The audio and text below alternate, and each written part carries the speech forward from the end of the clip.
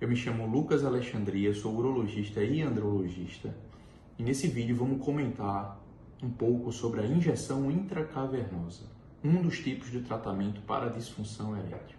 Então a gente vai abordar a indicação do tratamento, as contraindicações, aqueles pacientes que não podem utilizar e também a forma de aplicação do fármaco. Então a injeção intracavernosa, ela foi o primeiro tratamento da disfunção erétil. A primeira medicação que a gente utilizou para tratar os distúrbios da ereção foi na década de 1980 com um fármaco chamado papaverina. Ele é um vasodilatador que na década de 80 a gente utilizava esse fármaco para fazer uma injeção intracavernosa para avaliar o fluxo sanguíneo do pênis. E nessa época a gente já utilizava como um tratamento da disfunção erétil. Posteriormente, lá em 1998, recentemente, é que foi criada uma medicação chamada sildenafila, mais conhecido como Viagra. Em 1998, essa medicação foi criada para tratar problemas do pulmão, hipertensão pulmonar. E viram que alguns pacientes que utilizavam essa droga também obtinham melhora na função erétil. Então, hoje a gente vai abordar exatamente como a gente faz para utilizar a injeção intracavernosa, desde seus aspectos de conservação até a preparação e a aplicação no pênis. Então vamos lá que a gente vai conferir como fazer. Então, primeiramente, pessoal, as medicações injetáveis intracavernosas, a gente utiliza hoje basicamente 3 medicações. A gente utiliza a prostaglandina, a gente utiliza a papaverina e a gente utiliza a fentolamina. A prostaglandina hoje é a mais utilizada porque ela tem um maior efeito vasodilatador. A prostaglandina ela pode ser utilizada isoladamente, então ela tem um nome comercial chamado Carvejet.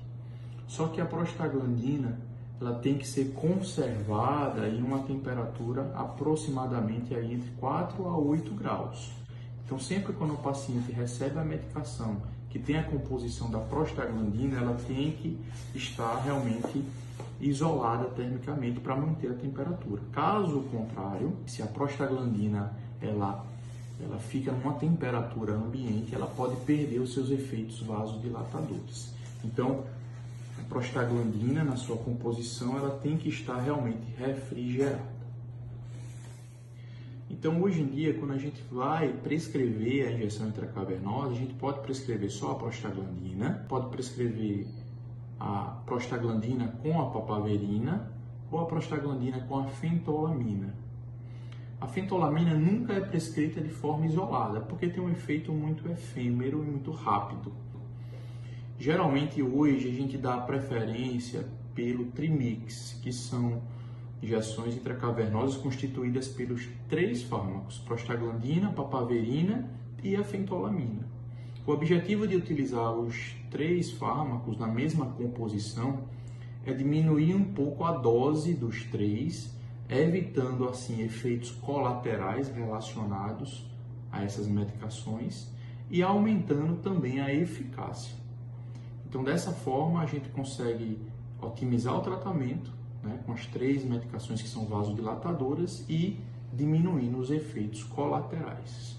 Então, quais são as contraindicações para o uso da terapia injetável intracavernosa para a disfunção erétil? Número 1. O paciente ele tem alergia a algum dos componentes da prescrição médica da terapia. Então, se ele tiver alergia a papaverina, fentolamina ou mesmo a prostaglandina, esse paciente ele não deve utilizar essa medicação. Número 2, o paciente tem distúrbio de coagulação, ou seja, ele tem algum problema que sangra facilmente, ou ele toma medicações que contraindicam a injeção, como ácido acetilsalicílico, varfarina e outros tipos de anticoagulantes, que podem, na hora da aplicação, dar um hematoma, um sangramento mais intenso. Número 3, se o paciente tem predisposição a ter o priapismo, que é um tipo de ereção prolongada e dolorosa.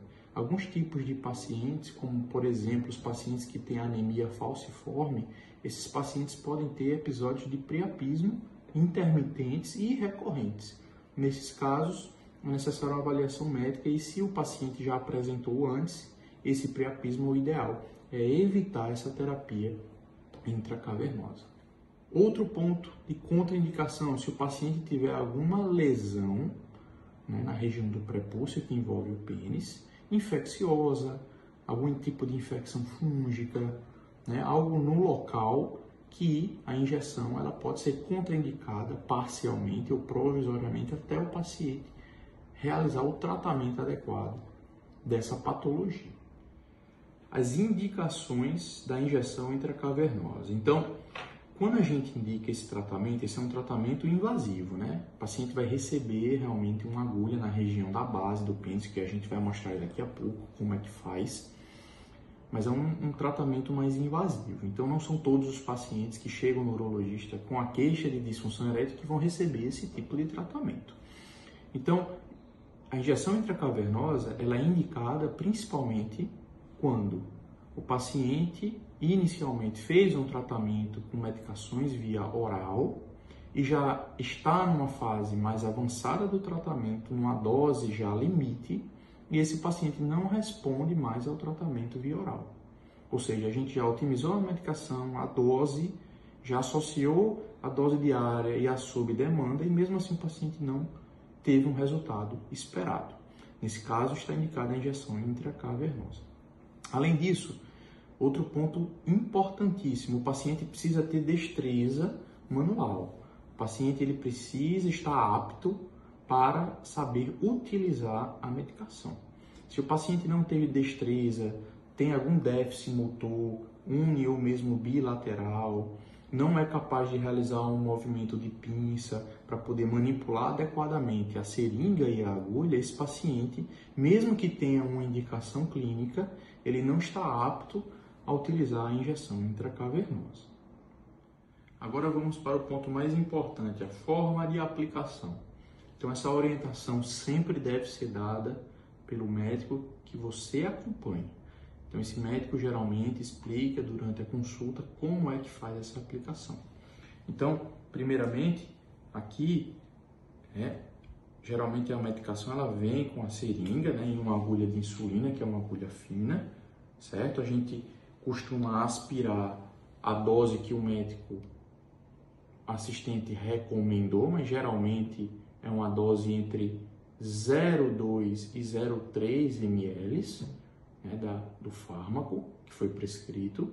Então a gente aspira esse fármaco entre 0,2 até 0,4 ml e vai aplicar na região peniana. Então, como é feita essa aplicação?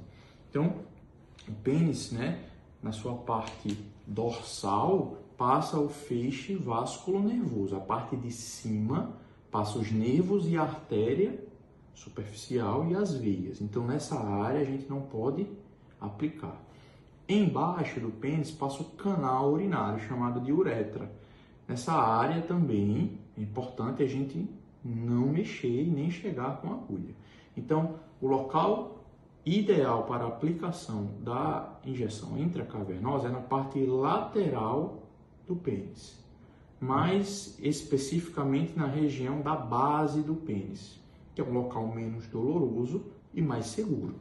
Então, o paciente, antes de aplicar a medicação, tem que fazer uma limpeza dessa região rápida, né, com álcool a 70%, para tirar as bactérias dessa região. Então, ele limpa bem essa região aqui da base do pênis, que fica entre a inserção do pênis e o saco escrotal. E depois de fazer essa asepsia, se entra com a agulha a 90 graus, né, na base do pênis. Então essa agulha ela é introduzida completamente. Então o paciente faz um movimento aqui lateral de pinça, pegando exatamente esse corpo cavernoso, certo? E aí ele faz a injeção a 90 graus. Aspira primeiro e depois dessa aspiração, se não vir sangue, é injetado o fármaco completamente. Após a injeção do fármaco, se retira a agulha e a seringa e se faz uma pequena compressão.